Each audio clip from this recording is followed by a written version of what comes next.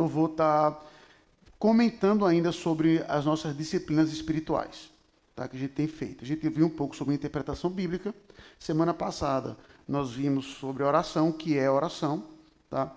E hoje eu vou estar fazendo um estudo só, então não vai ser uma série, vai ser tudo hoje, em algo que você deve ter em mente quando você orar, tá? Que a gente não costuma ter, assim, não é que a gente não costuma ter, a gente não pensa que é prático para o momento da oração, por muitas vezes, tá bom? Que é aplicar os 10 atributos como citados na confissão, no breve catecismo de Westminster, o que cada atributo daquele lhe permite e lhe alimenta e lhe orienta numa vida de oração. Tá? Então a gente vai pegar os 10 atributos, aí você perguntar assim, eu fiz isso uma vez rapidamente, numa breve devocional que eu dei na igreja, numa reunião de oração há muito tempo.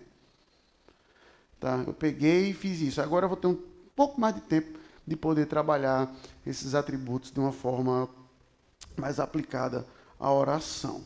Tá bom? Dito isso, antes de orar, só queria pontuar uma coisa, que quando eu estava estudando sobre isso, eu me lembrei. Por isso que eu estou olhando para cá. É por isso que pastor não pode ser arquiteto. Eu nunca conheci. Alguém já conheceu um pastor que é arquiteto? Nunca conheci. Já conheci pastor que é engenheiro. Mas arquiteto nunca conheci, que ia ser um problema do tamanho de um trem. Bem, eu sou realmente do time, irmãos, de que o ambiente de uma igreja, quanto mais simples, melhor. Tá? Porque o culto que seja sempre o destaque. Mas, se você perguntar assim, qual foi uma das poucas coisas que eu já pensei em colocar numa igreja, né, era pintado assim, quando a pessoa ou entrasse na porta, ou quando ela entrasse, olhasse para frente. Né?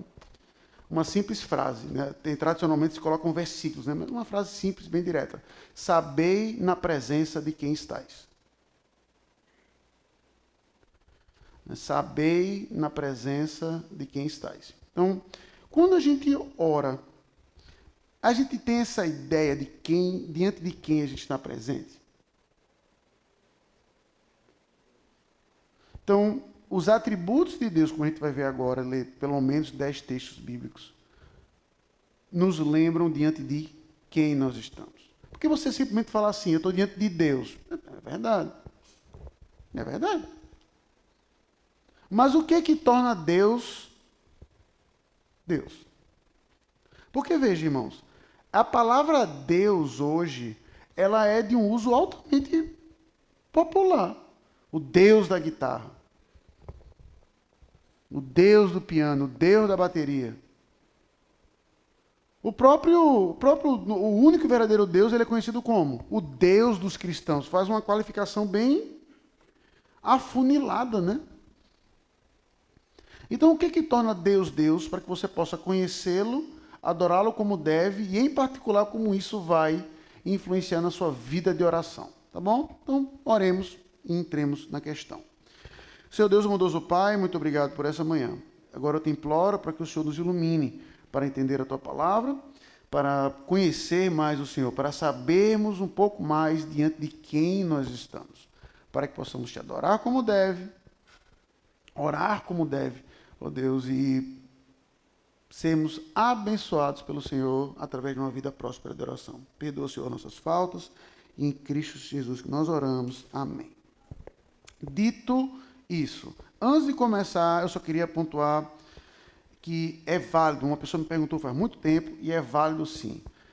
Quando a gente ora, tradicionalmente, a gente coloca 2 elementos.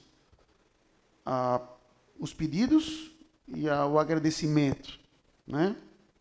Tradicionalmente mais os pedidos, mas a gente pensa que nossa oração se submete apenas a esses 2 tipos. A gente pede a Deus algo e a gente agradece a Deus por algo. Ok. Não é que existe um terceiro tipo, tecnicamente você pode até colocar isso que eu vou dizer agora dentro de agradecimento, mas em suas orações também, nunca deixe de adorar a Deus. Já viu o discurso de formatura? Todos eles e qualquer um deles, se você não dormiu antes de começar? Como é que eles começam? Se for na universidade. Ao magnífico senhor reitor, fulano de tal, excelentíssima mesa, não é assim? Não é assim, Érica? Você que é professor de faculdade, já escutou 1.002 discursos desses, dormiu em metade deles, tá certo? Ah, o magnífico senhor reitor. Então, a primeira coisa que é adressada ali, que é falada ali, não é o cara, mas o título. Veja que não é louvada a pessoa. No outro ano, se trocar o reitor, a frase permanece. Ah, o magnífico senhor reitor, X. Ah, o magnífico senhor reitor, Y. Mas o título está lá. Não muda. Então, sempre que começa um discurso de formatura, por exemplo, a figura do reitor, nesse exemplo, ela é louvada. Ou, caso queira usar uma palavra um pouco mais light, reconhecida dos seus méritos. Então, diante de Deus não é diferente. Então, vem um ponto básico. Quando você vai adorar a Deus, louvar a Deus em oração, você vai louvá-lo pelo quê? Pelo que Ele é. Então, você conhecer os atributos de Deus é uma maneira simples, prática e fácil de você adorar a Deus por aquilo que Ele é. Aí, se você pensar assim, pastor, mas os atributos de Deus são grandes, são muitos. É verdade. Pergunta 4 do breve catecismo. Decória. Você tem 10 ali. 10 atributos diretos. E aí eu gosto muito da abordagem do Robert Raymond, na sua teologia sistemática. Tá? Quando ele usa o breve catecismo na parte dos atributos de Deus, ele olha para a pergunta 4 do breve catecismo como uma base. Só que ele faz uma coisa que eu nunca vi nenhum teólogo fazendo. Se você tiver o breve catecismo aí, você vai ver que começa assim: quem Deus é? Aí Deus é espírito, infinito, imutável em seu ser. Sabedoria, tá certo? E por aí vai.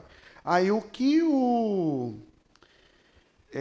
Raymond faz, ele pega esses 4 primeiros atributos e vai mostrar que esses 4 primeiros atributos são exatamente as características de Deus incomunicáveis. O restante pode ser comunicado. Aí ele vai mostrar exatamente como cada título da sessão dele. Eu acho incrível isso. Ele vai mostrar assim: como Deus é espírito infinito e imutável em sua sabedoria, como Deus é espírito infinito e imutável em seu poder, e por aí vai. Tá certo? Então, dito isso, abra sua Bíblia em João, capítulo 4, 24. Vamos começar com esse atributo, seguindo a sequência do breve catecismo, até para ficar uma maneira prática de você se lembrar quando você chegar em casa. João 4, 24. O clássico texto da conversa de Jesus com a mulher samaritana. Diz assim, a palavra do Senhor: Deus é espírito, e importa que os adoradores o adorem em espírito e em verdade. Então veja, a primeira característica de dizer que Deus é espírito tem a ver com o quê? Tá? O fato de Deus não possuir corpo, não possuir forma, não possuir imagem. Tá?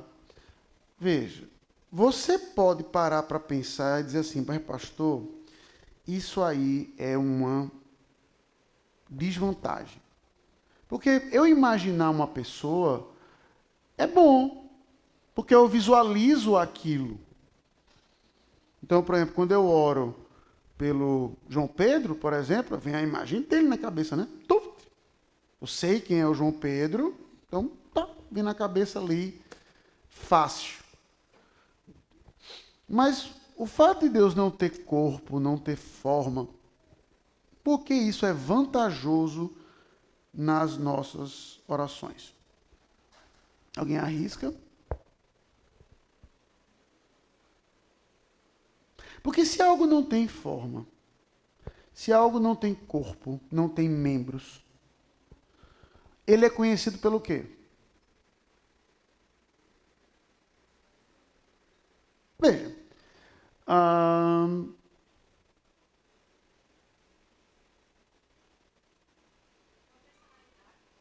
não apenas, Érica, deixa eu dar um exemplo. Pronto, você que gosta de música, então você já deve ter visto uma música, mas, por exemplo, para você apreciar Beethoven, você precisa saber como ele é? Faz alguma diferença para você se Beethoven fosse careca, cabeludo, maneta, perneta, casado com 2 mulheres? Surdo, aí isso até admira a gente. Rapaz, como é que o cara foi ficando surdo e fez música? Mas você saber como ele é fisicamente lhe impede de admirar o cara, porque você está admirando o quê? A obra do cara. Você olha para a obra, vê do que ele é capaz. Você, rapaz, Beethoven era massa. Mas era fake e doía, mas era massa. Né? É feito aquela camiseta que você vê em praia, essas coisas. Né? Que, tu me chama de gordo e tu que é feio, né? Pronto. Né? Se todos os homens usarem aqui da igreja, você vai fazer sentido. Quando Deus é espírito, o fato dele não ter corpo, primeira coisa, ele nos livra da nossa própria imaginação. Na nossa própria imaginação.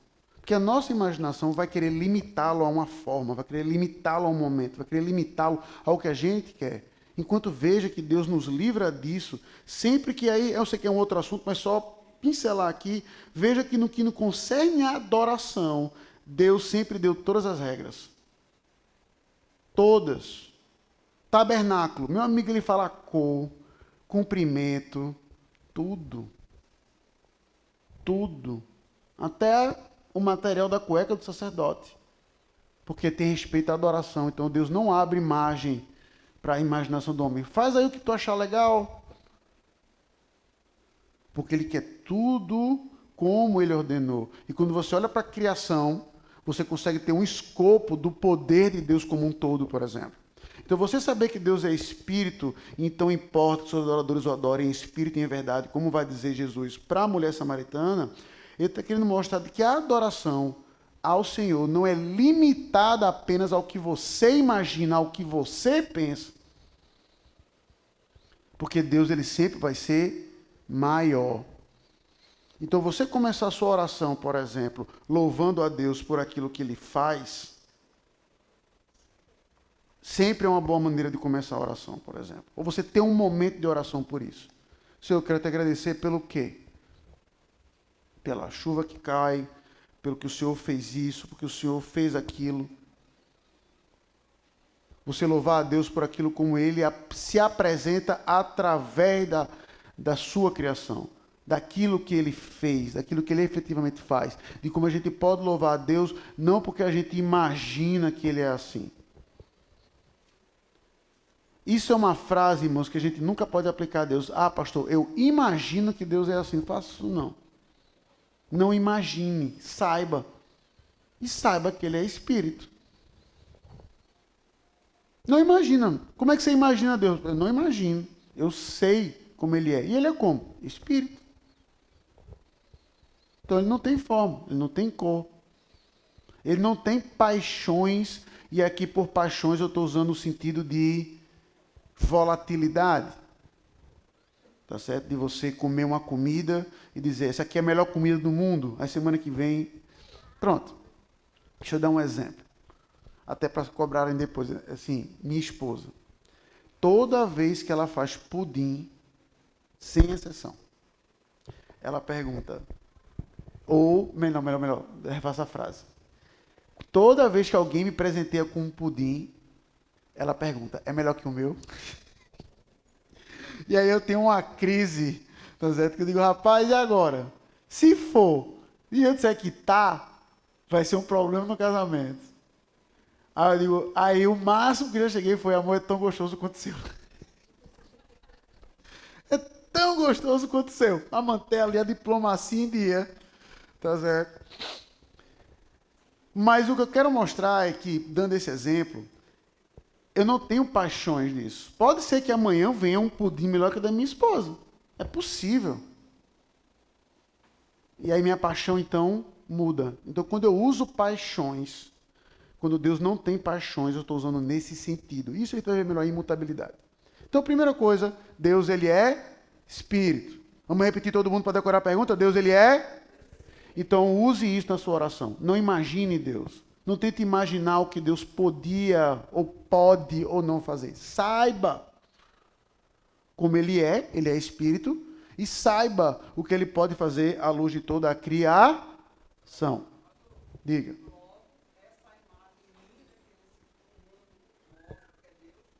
Veja, Deixa eu repetir as perguntas aqui para o YouTube. Logo, essa imagem linda que Deus pinta de Deus, ela está furada. Veja, irmãos.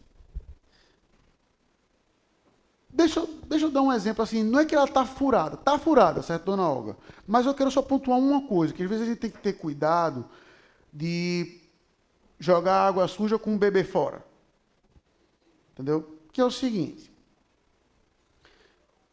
Qual é a imagem que o mundo tem de Deus? Pronto, dona Olga. Qual é a imagem que o mundo tem de Deus? Por imagem, a história quer dizer a foto mesmo. Ah, tá. Isso aí eu posso dizer. É furada, 100%. Desculpa. Eu entendi rapidinho, Adriana. Por imagem, eu estava imaginando que a senhora estava falando a impressão do que ele era. Mas se por imagem a senhora está falando de corpo físico, completamente furada. Já falei aqui várias vezes, vou repetir de novo. A gente não vai ver Deus o Pai nem na glória. Nem na glória eterna. Às vezes você vai chegar na glória eterna, vai olhar para um lado, vai olhar para o outro, você não vai ver Deus o Pai. Você vai saber que aqui, como a gente vai ver isso melhor já já, ele está presente na glória eterna, obviamente, mas você não vai vê-lo.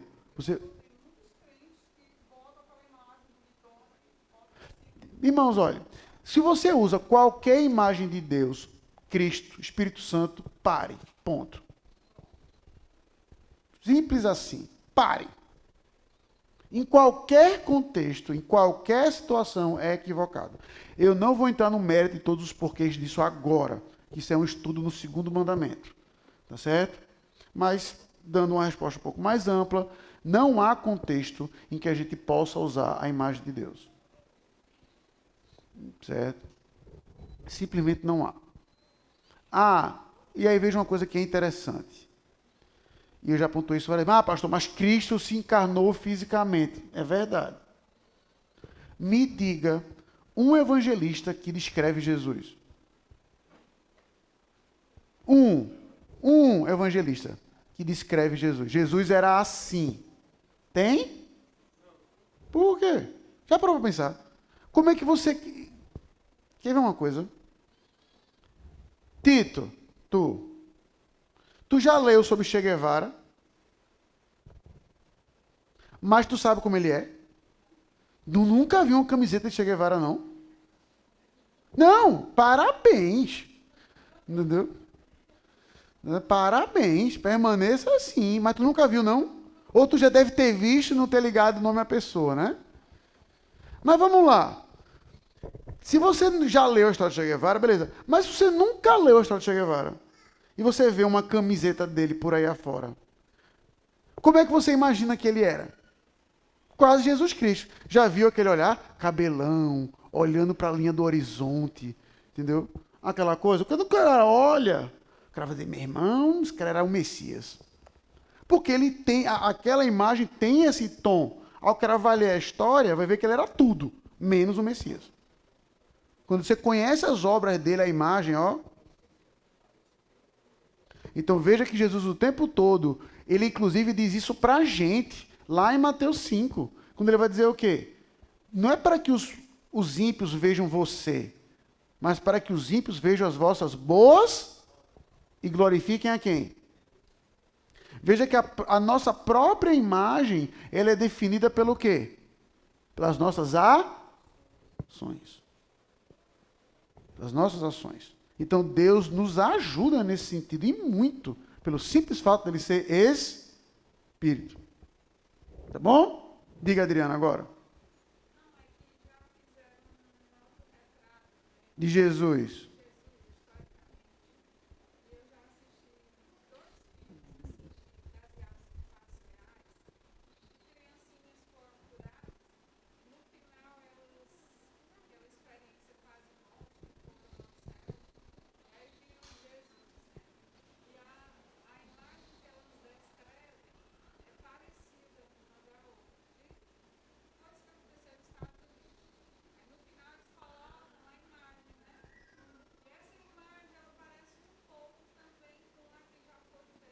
Veja, Adriana, o problema disso aí é muito simples até de ver. Que é o seguinte, me descreva um piauiense. Com cabeça grande. É a Adriana, viu? Ó, YouTube, não sou eu. Eu, como recifense, eu me queimo se eu dizer uma coisa dessa, né? Não sou eu, viu? É a Adriana. Então, defina um piauiense. Cabeça grande, meio baixinho. O que mais? Calma, diga mais. Baixinho, cabeça grande. Pedro Neto é de Marte, então. Quando falou baixinho, eu digo, já sei o exemplo que eu vou dar. Nem cabeção, coitado é, posso dar até para defendê-lo. Não, você nasceu aonde, Pedro? Dona Herda, seu filho mais novo nasceu aonde? Teresina! Foi mesmo? Mas não está batendo com a descrição que a Adriana está dizendo, não. Um caba 2 metros de altura, não tem cabeção. O Vitor, mesma coisa. Os filhos de Dona Herda, tudinho vieram de mato. Foi a cegonha que trouxe do além. Entendeu? Só pode. Karina, Vitor, Pedrão. Entendeu? Só pode. Então, o problema, Adriana, disso aí é que é uma generalização para tentar aproximar, para tentar, aquilo que eu tenho pregado em Gênesis, satisfazer uma curiosidade que a gente tem. Então, é óbvio que a curiosidade de você saber, rapaz, como era Jesus, a gente tem, não vou mentir. Quem disser que não tem, eu particularmente não acredito em você. O ponto é você acreditar no que é revelado para dizer, meu amigo, o que eu já sei é mais do que suficiente. Saber como ele é fisicamente é irrelevante. Qual vai ser a relevância de eu saber que Jesus tinha cabelo longo ou cabelo curto? Se ele era moreno, se ele era branco, se ele era alto, se ele era baixo? Qual a diferença que vai fazer? Zero. Zero. Que ele não era bonito de porte, né? Pronto. Concordo. Então, irmãos, Deus Espírito, valemos disso, para olharmos para a sua obra da sua criação. Segunda coisa, abra sua Bíblia em Provérbios 15, 3. Segundo atributo, e eu quero tentar dar uma agilizada aqui, Provérbios 15, 3. Diz assim: os olhos do Senhor estão em todo lugar, contemplando os maus e os bons. Veja, irmãos, quando a confissão de fé, perdão, o breve catecismo vai dizer Deus é espírito, o segundo atributo é infinito. Tá? A ideia de infinitude, como descrita na confissão de fé, não é simplesmente a ideia, diferentemente de eternidade, que é o próximo atributo, para não confundir. Infinitude, na linguagem do breve catecismo, é a ideia de onipresença, que ele está em todos os lugares. Então, quando você lê infinitude no breve catecismo, automaticamente, Dona Regina, faça associação com onipresença, diferentemente de eternidade. Tá certo? Então, quando você lê um texto como Provérbios 15, 13, você sabe, então, por exemplo, que Deus, ele é onipresente, ou pôs a linguagem, infinito. Como é que isso lhe beneficia na oração? Você orando, como é que isso lhe beneficia? De duas formas, pelo menos. Na sua confissão de pecados. Veja. A gente não gosta muito de confessar pecados. Deixa eu ir direto no ponto. A gente não é fã de confessar pecado, não. Nem para o próximo, nem para Deus. Simplesmente não é. Tá? A gente tenta colocar Deus naquela pilha de assim, Deus sabe que eu sou humano mesmo, eu vou errar. Só que, sabe aquela cena que você como pai ou mãe, ou como filho, já experimentou, que o seu pai viu o que você fez de errado, ou você viu o que o seu filho fez de errado, você pergunta assim, o que é que você fez? Ele, nada. Sim, exatamente. Aí você, nada. Ela foi, e tu subindo ali para pegar tal e tal coisa, foi o quê? Foi uma imagem que eu vi, foi? Foi uma aparição, tem que exorcizar a casa. Aí a pessoa fica parada. Então veja que você sabe o que aconteceu. Mas quando você pergunta, qual é a intenção da sua pergunta? Você viu o que aconteceu. Você como pai, você viu seu filho fazendo o que não devia. Aí se não for nada muito perigoso, você não vai se desesperar. Você vai perguntar, filho, você fez isso? Se você viu, e você sabe que você viu, por que você pergunta? Por que você quer que ele confesse, Donaldo? A pergunta é o seguinte, tá certo, mas a pergunta é, por que você quer que ele confesse?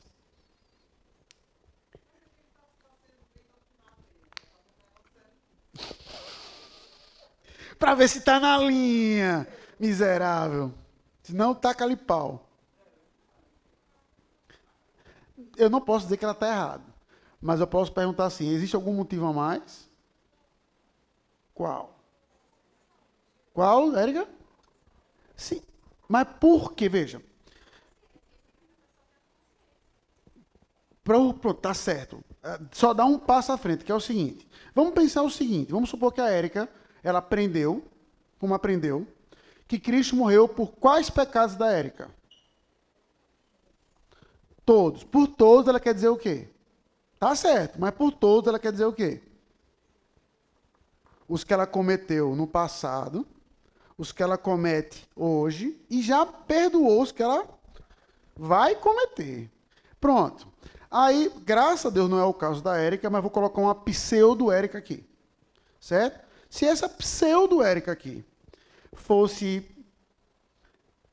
Não existe tal coisa como crente safado, mas vamos criar essa qualificação, tá certo? Se ela fosse um crente safado, ouvindo essa frase, o que é que ela ia pensar? Posso pecar à vontade. Por quê? Porque Cristo morreu, já perdoou, meu filho. Dívida está paga, cartão de crédito sem limite. Você imagina você com cartão de crédito sem limite, querendo consumir algo num shopping, sabendo que aquilo ali foi pago? Oxi! Qual é o parágrafo?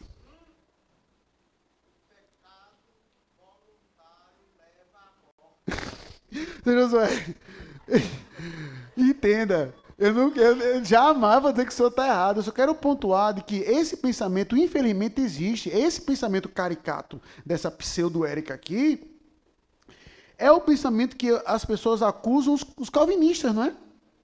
Ah, os calvinistas são arrogantes. Por quê? Porque se ele sabe que ele é eleito, ele vai viver na bagaceira. Veja, quem pensa assim não é calvinista, ponto. Não é. Agora, é verdade que alguns pensam assim, infelizmente. Estão errados. Entram na qualificação de crentes safados. Certo? Mas meu ponto agora é outro. Se a Érica, então, é essa Érica aqui, não a pseudo-Érica, ela sabe disso, para que ela vai confessar o pecado? É o senso, veja, é o senso de que ela precisa fazer isso. Beleza. Mas tem algum outro propósito? É o mesmo senso de confissão. Tem uma coisa, irmãos, que você sabe que você tem um relacionamento com Deus e você quer que esse relacionamento esteja sempre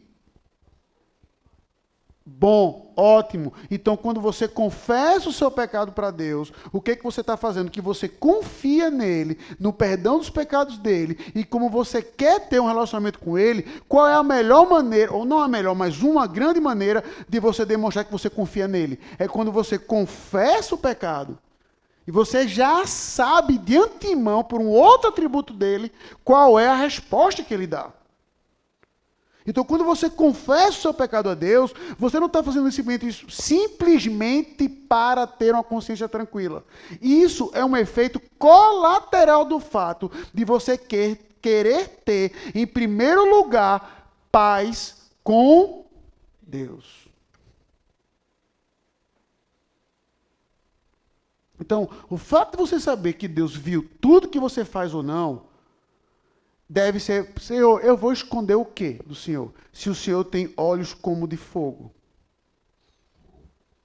O Senhor viu tudo. É burrice, não faz não, é ilógico. Então, Senhor, me perdoe porque eu fiz isso. Tá certo? Segundo benefício, você saber que Deus é infinito na sua oração. O senso de proximidade. Veja que é algo que o próprio apóstolo Paulo vai dizer em Atos 17, Deus está próximo. Você vê isso em várias vezes nos profetas. Mas Orar, a gente sempre gosta de orar 2 a 2, né? Como a gente vai fazer aqui já já? Porque dá aquele senso realmente de comunhão. E é bom mesmo, e é bíblico, disso de passagem. Mas ao mesmo tempo, nunca se esqueça que quando você tem um Deus que é onipresente, e aí nesse caso Cristo, ele é o famoso cruza e vai cabecear. Sabe o que você pensa? Rapaz, o cara cruza a bola e cabeceia? Pronto, é Cristo na oração. Porque ele cruza, ou seja, ele está do seu lado, intercedendo com você ali. Com você. Ao seu lado naquele momento, porque ele prometeu que ele nunca ia lhe abandonar. Então, seja a oração que for, você vai ter Cristo ali do seu lado. E ele cabeceia quando você vai ter a certeza que é ele que leva aquela oração para os céus e intercede junto ao Pai. Então, ele cruza a bola porque ele está ali do seu lado. Você não está só naquela oração. E aquele mesmo Salvador vai levar aquela oração e apresentar diante do Pai. Pai, por aquilo que eu fiz, tem misericórdia do teu servo. Tem misericórdia do teu servo. Escuta aquela oração. Sendo, como a gente viu semana passada, obviamente, de acordo com a vontade de Deus. Veja como simplesmente isso já muda, deve pelo menos mudar um pouco o seu panorama de oração. Só isso. Que não é um mero pedido, não é um mero falar com Deus, mas é um ato de comunhão com Cristo, ao qual você, mesmo que você não saiba, Ele está ao seu lado. O fato de você não saber, ou não acreditar, ou não sentir, não quer dizer que ele não esteja. Não é feito aquele argumento. Eu não acredito na lei da gravidade, não, porque eu não estou sentindo o meu corpo sendo puxado para baixo. Me poupe. Entendeu? Me poupe. Tá? O fato de você não sentir não quer dizer não é verdade. Diga, Priscila. Agora vai ser difícil eu lhe ouvir. Peraí.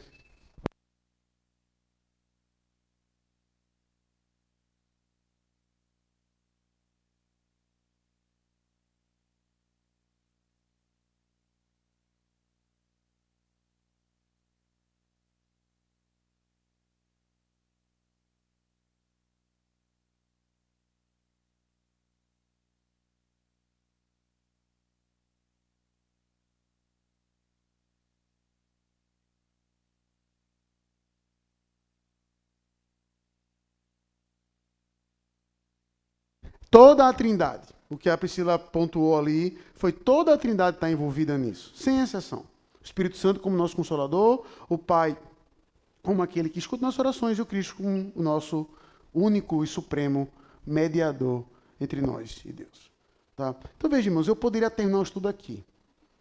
Com esses dois atributos você já vê o fato de como a oração é muito maior do que a gente imagina. Mas quero pontuar 10. Então vamos lá repetir para no final do EBD, Deus permita, todo mundo sabe a resposta. Deus, ele é espírito e infinito. Terceiro, abra sua Bíblia em Isaías 40, 28.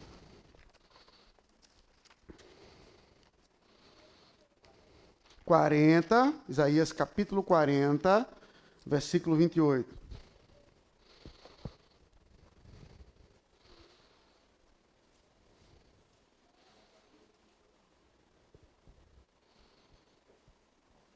Diz assim: não sabes, não ouvistes que o eterno Deus, o Senhor, o Criador dos fins da terra, nem se cansa, nem se fadiga, não se pode esquadrinhar o seu entendimento. Então veja, irmãos, quando a gente fala assim, Deus é eterno, esse atributo a gente costuma enfatizar, e com certa razão, o fato de que Deus esteve antes da criação do mundo, está hoje e estará. Tá? Só que aí pense num aspecto, numa coisa. Primeiro que, a nossa mente não consegue conceber esse conceito como deve. Algo que sempre existiu. Me diga algo que é assim. Não tem. Tudo tem uma origem. tudo tem uma origem. Um ponto de partida. Aí chega Deus, não tem. É uma reta, que é um conceito altamente filosófico. Não tem início, nem meio, nem fim. Só isso já é um conceito que nossa cabeça já luta em entender. Mas, ao mesmo tempo, você para e pensa assim, tudo bem, pastor, Deus é eterno, ok. Eu confesso que essa parte que ele sempre existiu, minha cabeça luta em entender esse conceito. Eu, para citar Lutero, é infinito, é impossível a gente entender esse conceito na sua totalidade, porque aquilo que é infinito não cabe o que por natureza é finito. Então, realmente, não penetra, não vai. Mas a pessoa pode pensar, mas pastor, me tira uma dúvida. Mas vai chegar um momento, e entenda a minha frase, que eu vou ser igual a Deus, né? Não no sentido de poder, obviamente, mas no sentido de tempo. No sentido de tempo. Então veja, no sentido de tempo é verdade. Vai chegar um momento em que o ser humano, ele ou vai estar na morte eterna, ou na glória eterna. Mas ele não vai deixar de existir, Lara. Ele vai viver para sempre, vamos assim dizer. Tá? O que é a eternidade, então, de Deus? Você pode saber disso, lhe beneficia na oração.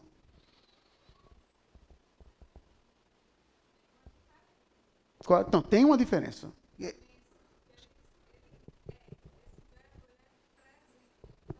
Sim. Certíssimo, Adriano. Para quem não ouviu, a diferença é fundamental, que ele é. Ele não era, ele é. Então, quando a gente existiu, ele já era. Tá certo, eu não estou corrigindo isso. O meu ponto é, você sabendo essas duas coisas, o que isso te beneficia na oração? Uma coisa simples, uma coisa que talvez muitos de vocês já fazem. Marcelo, tu que está com Dom aí no colo, primeira vez que ele vem à igreja, seja bem-vindo. Tira uma dúvida, tu já ora pela esposa desse pirraia? Não? Que isso? Por que não? Muito novo. Veja, entenda. Ele não está errado. Se você pode, não posso dizer que ele está errado. Mas essa minha ilustração deixa claro uma coisa. Já percebeu que a maioria das nossas orações são de curto prazo? As nossas orações são tradicionalmente por coisas no curto prazo. Senhor, me abençoa na minha enfermidade, no concurso que eu vou fazer, porque eu vou casar, porque eu quero ter filhos. Porque a gente tradicionalmente mede a nossa vida baseada em quem? Na gente. Então, quando eu oro por coisas que eu quero que aconteçam enquanto eu ainda estou vivo, porque eu quero ver aquilo acontecer.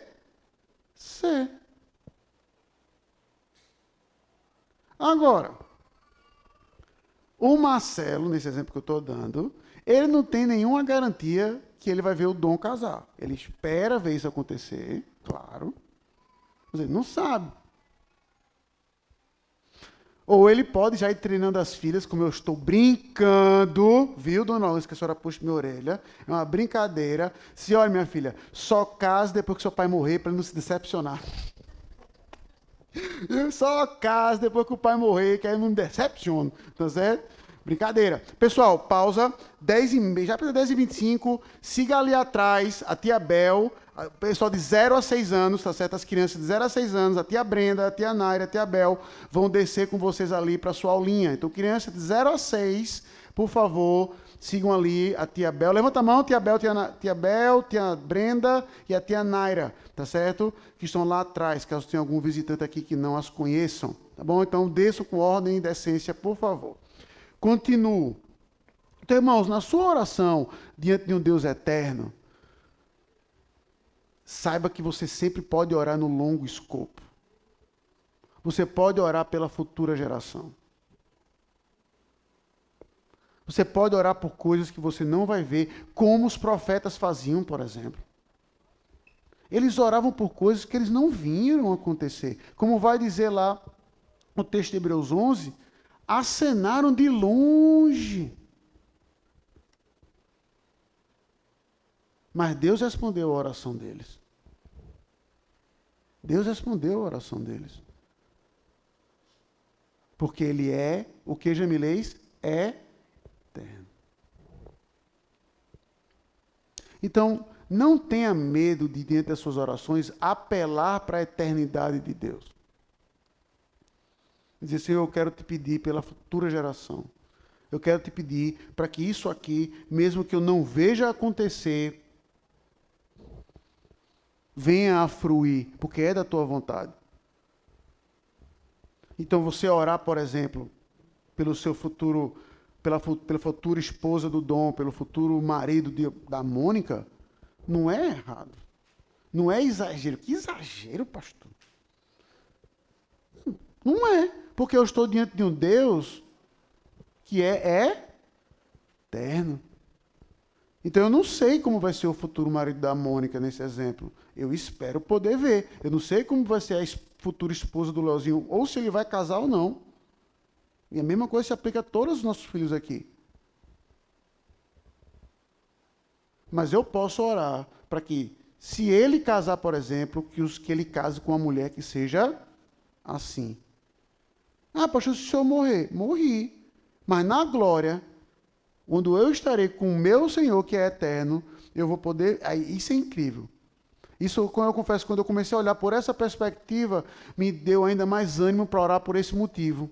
Porque vamos supor que eu oro por uma esposa, por Leozinho, como uma mulher crente e temente a Deus. Basicamente, minha oração. Certo? E Deus me aprove levar antes dele casar. Certo? Aconteceu. Por qualquer motivo, Deus me levou, pum, e eu não vi o casamento dele aqui. Ok. Eu vou ver de outro lugar. Eu vou poder ver aquele casamento da glória eterna ao lado do meu Senhor. E se eu ver ele se casando com uma mulher crente e temente a Deus, o que é que eu vou poder fazer? Virar para o lado e dizer, muito obrigado, meu Senhor.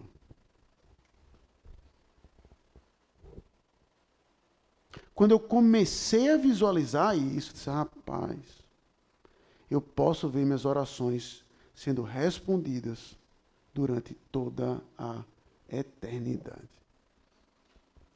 E glorificar a Deus pelas respostas que Ele dá, pelo simples fato dele ser eterno. Olhe além da sua perspectiva. Ore pelas futuras gerações. Ore pelo avanço da igreja no mundo. Ore pelos seus filhos. Ore pelos seus netos. Ore pelas esposas dos seus filhos. Ore pelas futuras profissões que eles vão escolher.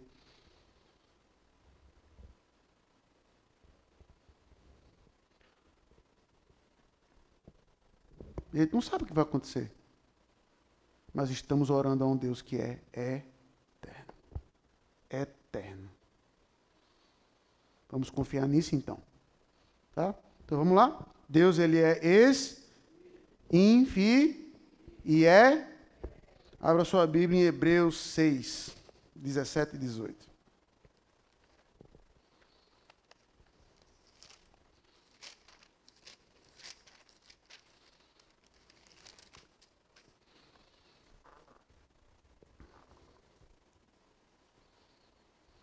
Diz assim: por isso Deus, quando quis mostrar mais firmemente aos herdeiros da promessa a imutabilidade do seu propósito, se interpôs com juramento, para que, mediante duas coisas imutáveis, nas quais é impossível que Deus minta, forte alento tenhamos, nós que já corremos para o refúgio, a fim de lançar mão da esperança proposta. Veja, irmãos, Deus ele é imutável. De todos os atributos pertinentes à oração, esse é o que eu acho que mais, assim, não mais prático, não gosto dessa expressão, mas que permite ao crente fazer uma coisa, que é o seguinte. Ontem eu assisti aquele filme que estreou no Amazon, Refúgio, Greenland em inglês. Botaram em português um título bem Sessão da Tarde. Não sei o que final, Refúgio não sei onde. O mundo está acabando de novo. Vai cair um meteoro que vai acabar com o mundo todo. Certo? Caso você não queira escutar o meu review do filme, mas o do Leozinho, o pior filme que eu já vi na minha vida. Pronto. Então, isso já diz muito. Leozinho, gostei não, foi o pior filme que eu já vi na minha vida. Eu digo, tem aí proporção que ele não viu muitos filmes, tá certo? Mas é realmente um filme bem fraquinho. E aí, toda vez que você vê um filme de fim de mundo, a gente se impressiona, tá certo? Nesse filme não vai acabar com o cometa que está caindo na Terra, certo? Sempre acaba do mesmo jeito, tudo igual. Bem, eu já comentei isso no sermão passado de Gênesis e hoje eu vou comentar de novo mais aprofundado. Que o próprio Deus, antes de falar com Noé, ele garantiu que ele não ia mais destruir a terra com água. A gente só tem essa imagem em Gênesis 9.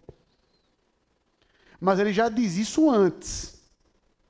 Eu não vou, apesar do homem ser ruim, que só a praga, eu não vou mais destruir o mundo com água. Vai ter sempre. Então, ou seja, quando eu vejo esses filmes, sempre é ficção. Por quê? Porque a terra vai esperar Cristo voltar. É uma garantia bíblica que a gente tem.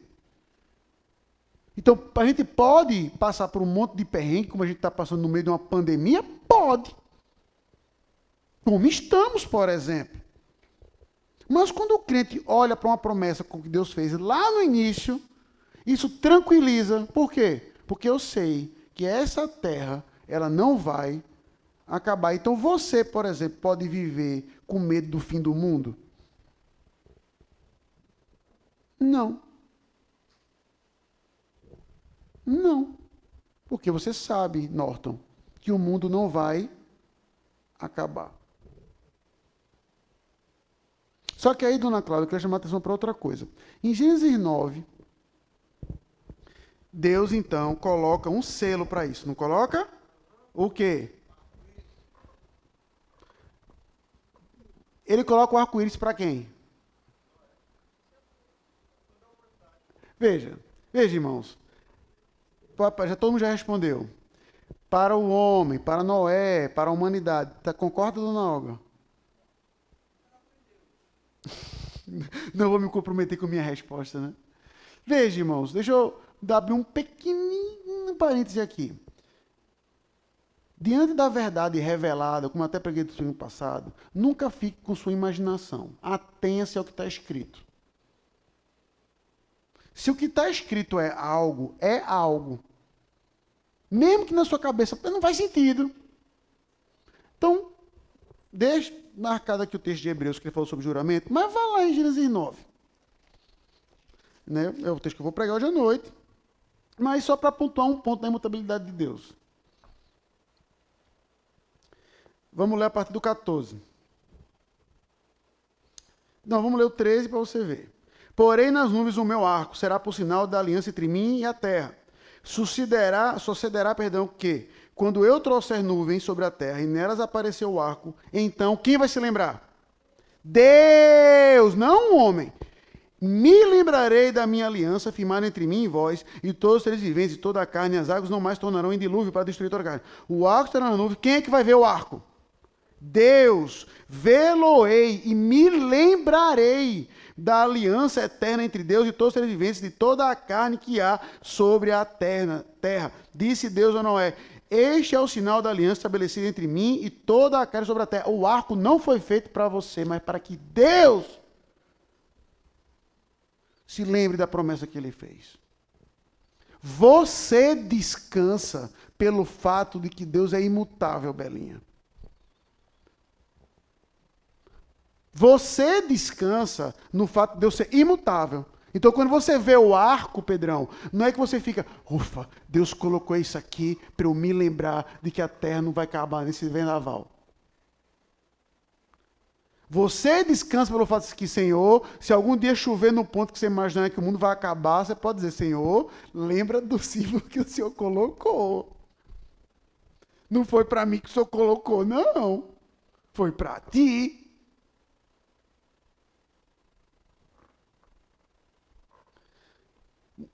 Nós descansamos num Deus que promete e entrega, porque ele não pode mudar o que disse. Ele não é homem para que minta, não é filho do homem para que se arrependa. Ele não muda de opinião.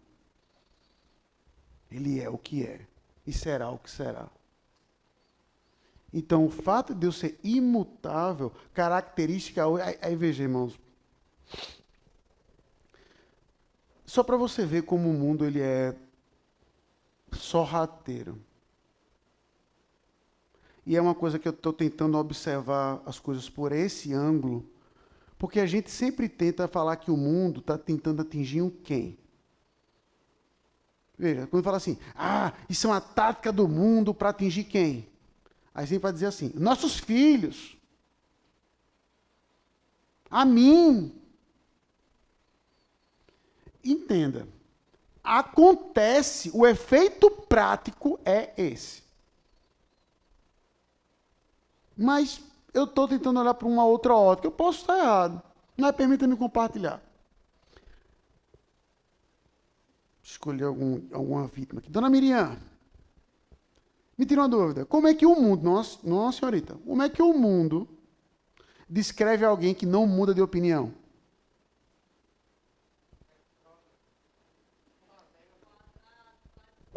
Quadrado, tradicional, retrógrado, mente fechada, não é? E essas características no nosso contexto são aprazíveis? Há características que são veja. Então, a ideia é de que você sempre tem que ter o quê? A mente aberta.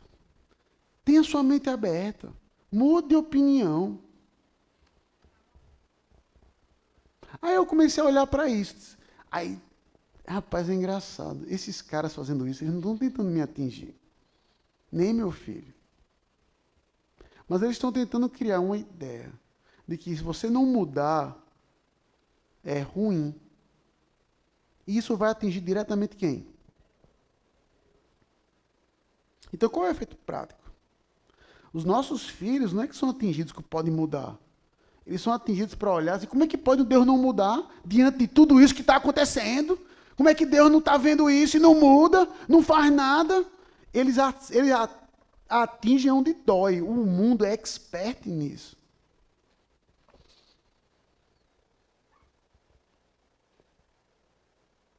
Enquanto a gente tem que descansar no fato de que Deus não muda, porque, irmãos, olha, se você fizer algum dia, Senhor, o que eu gostaria de pedir para o Senhor é que o Senhor mude. É óbvio que isso é pecado. É óbvio que isso é errado. Mas eu quero só trazer... Eu não concordo com esse argumento, mas vou trazer do ponto de vista prático. Eu não gosto de nenhum argumento que seja estritamente pragmático. Mas, seu Sérgio, Senhor, eu queria que o Senhor mudasse. Aí o Senhor, tá bom. Vou atender a oração do seu Sérgio. E mandar seu Sérgio para o inferno. O senhor ia gostar, seu Sérgio? Não, mas ele respondeu sua oração. Ele atendeu exatamente o que o Senhor pediu. O Senhor pediu para ele mudar, ele mudou.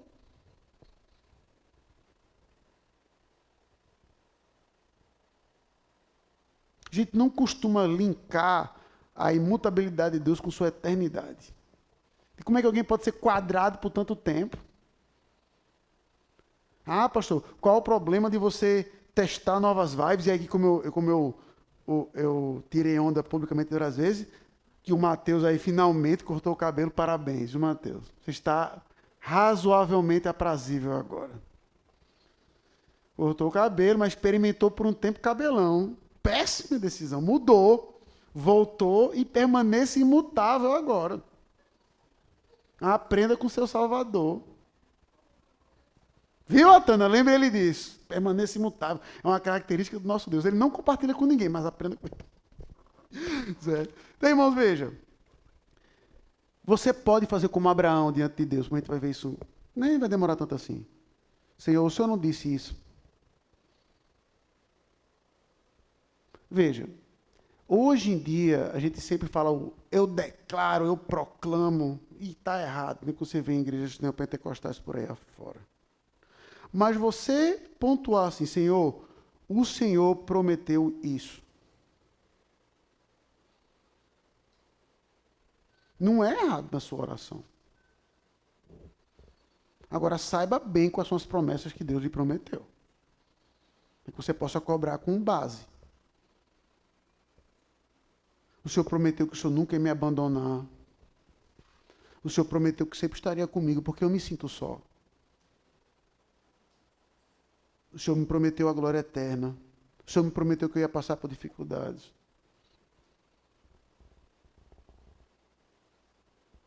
Para que você possa pontuar a Deus e dizer, Senhor, eu estou cobrando o Senhor nos méritos da tua promessa. Porque o Senhor não pode mentir nem mudar. Nós dormimos e acordamos todo dia, porque nós temos um Deus que é imutável. Você pode dormir hoje, acordar, e amanhã seu marido, seu cônjuge, não amar você mais. Do nada. Do nada. Dormiu, acordou, abriu os olhos, disse, rapaz, gosto mais de tu não. Talvez você já tenha até experimentado isso.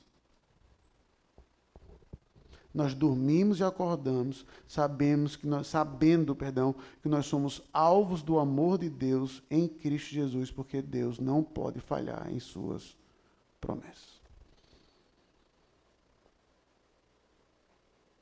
E veja como isso já deixa a sua oração, esses 4 atributos aqui agora, já deixa a sua oração mais rica. Porque baseia você na verdade que o próprio Deus o prometeu e lhe ensinou a fazer, e não no que acha que é ou que não é. Então, irmãos, eu tenho uma proposta. São 10h42. Eu ainda tenho 6 atributos para ir aqui. Isso. Certo? Eu posso correr e terminar o assunto. Ou eu posso dividir para oração aqui e a gente continua semana que vem. Tá certo? Acredito que a segunda opção é melhor. Tá? Pela resposta que vocês estão me dando, olhando, acredito, pelo menos na minha cabeça o estudo está legal, mas outra coisa é o que eu acho, outra coisa é o que é verdade. Tá? Bem, então eu vou encerrar aqui, nesses 4 atributos, e semana que vem definitivamente eu termino. Tá bom? Só para não fazer uma coisa, isso aqui é isso, isso aqui é isso, isso aqui é isso, isso aqui é isso, mas a gente aplicar, tá certo? Porque se tem algo, irmãos, aí já para passar para o momento de oração, se tem algo que muda uma vida, é uma vida de oração. Tá? Então, a gente...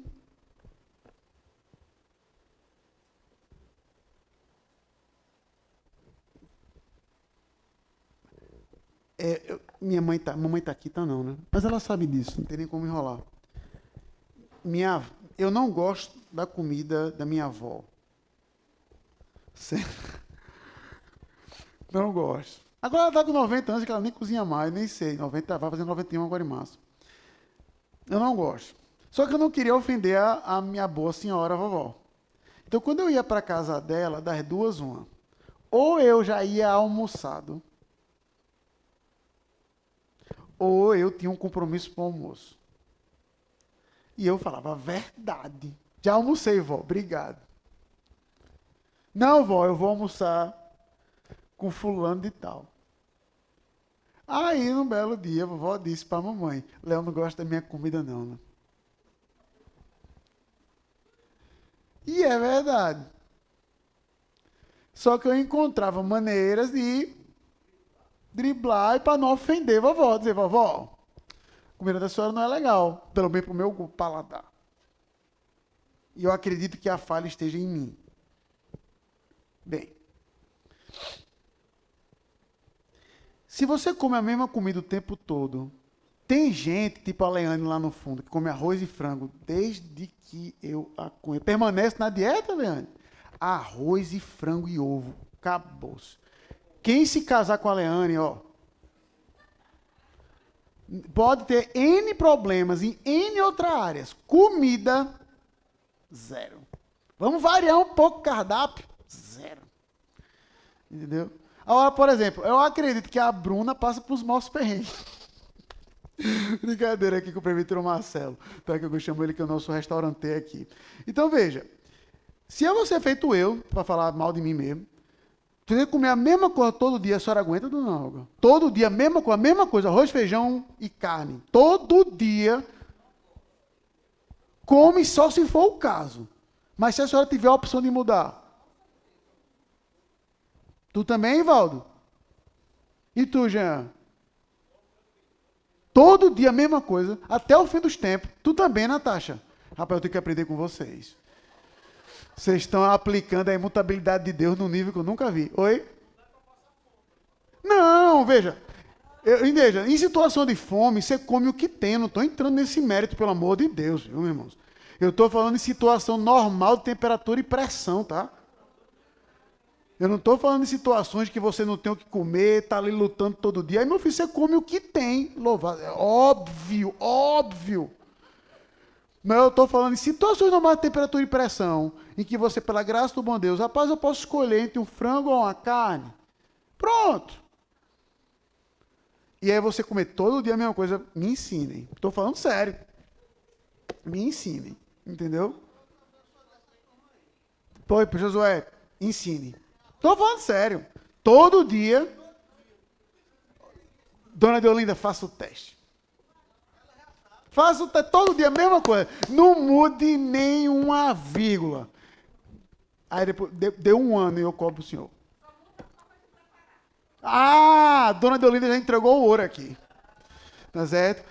Mas o senhor não disse se era feijão branco, se feijão preto. O senhor não disse se o arroz tinha brócolis, tinha não sei o quê, se a carne, se o frango era grelhado, cozido, galeto, não sei o quê. Aí, mas perceba que isso já é a corrupção humana de distorcer a ordem que é dada. Mas esse é o ponto que eu quero chegar, irmãos. Eu não estou tentando aqui colocar receitas artificiais para melhorar a nossa vida de oração.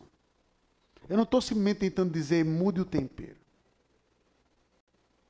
Eu estou simplesmente tentando mostrar para você como quando a gente entende a oração como ela já é tão rica, tão grande, tão cheia de coisa, que não há por que o mudar. O problema é que a oração é um buffet gigante, só que a gente só se serve da mesma coisa.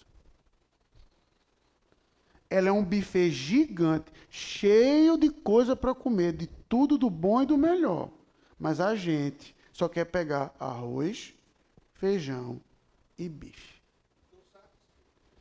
Mas na oração não fique, não. Na comida, me ensine.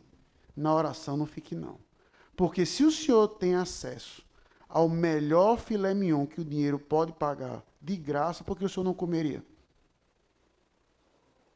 A pergunta, então, é outra. Se eu tenho acesso ao melhor que o dinheiro pode pagar, espiritualmente falando, no caso, de graça, não. Até lá, qual é o melhor tipo de corte de carne que tem? Eu sei que não é picanha. Vai lá, aqueles bifes japoneses, o Wagyu aí. Pronto. Caro que só a praga. Certo? Se tu tem acesso a ele gratuitamente, Érica, eu quero a 100. Não? Que isso? Nasci para ser rica, mas não sou. Aí todo mundo vai dizer amém. Esse é meu ponto. Saiba que em Cristo nós já somos milionários espirituais. Todo o poder foi dado a Cristo nos céus e na terra, e nós somos herdeiros de todas as coisas. Então a gente tem acesso a esse Wagyu espiritual, que é a oração. Então a minha ideia com esses estudos aqui é mostrar o que você já tem. A gente não usa, mas a gente já tem. Tá? Então, hoje, no nosso momento de oração, eu quero pedir, tá certo? É óbvio que você sempre pode, é um momento que você está com algum irmão, ore por isso, faça isso mesmo, peça um pedido de oração. Não, é recomendável. Mas como base principal da sua oração, aplique esses atributos que a gente acabou de ver. Louve a Deus por aquilo que Ele é. É uma oração que a gente não costuma fazer. Infelizmente. Mas vamos treinar. Então, 2-2, 3-3.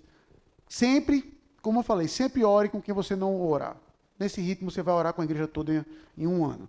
Tá bom? Então, ore e peça a Deus, louve a Deus por aquilo que Ele é. Então, vamos terminar aqui repetindo: Deus, Ele é Imu. Pronto. Oremos com esses 4 atributos, louvando a Deus. E logo após, eu vou pedir para o presbítero Marcelo fazer uma oração. Tá certo? Vou pedir outra coisa também, que eu fui cobrado, e graças a Deus por essa cobrança, viu? Gostei. Foi uma cobrança santa. Tá? Quando terminou do domingo passado, olha, pastor, tem sido muito bom esse momento de oração. Eu só senti falta de ficar de joelho. Eu digo, olha, gostei, tá? Então, quem puder, tá certo? Ao término, eu acho que isso, como prática, se a gente trabalhar isso ao longo do ano, irmãos, eu digo isso com toda tranquilidade, eu só posso imaginar o que os nossos filhos vão aprender no futuro. Talvez seja um pouco tarde, entre aspas, para a gente. Mas se os nossos filhos crescerem numa igreja que tem o hábito de orar de joelhos, eu gostaria de ver um impacto nisso na vida deles. Tá? Nenhum, mas que a gente treine até lá. Tá certo? Que não sejam forçadamente dobrados, mas voluntariamente dobrados. Então, 2-2, 3-3, logo após, o presbítero Marcelo vem aqui à frente e faz uma oração.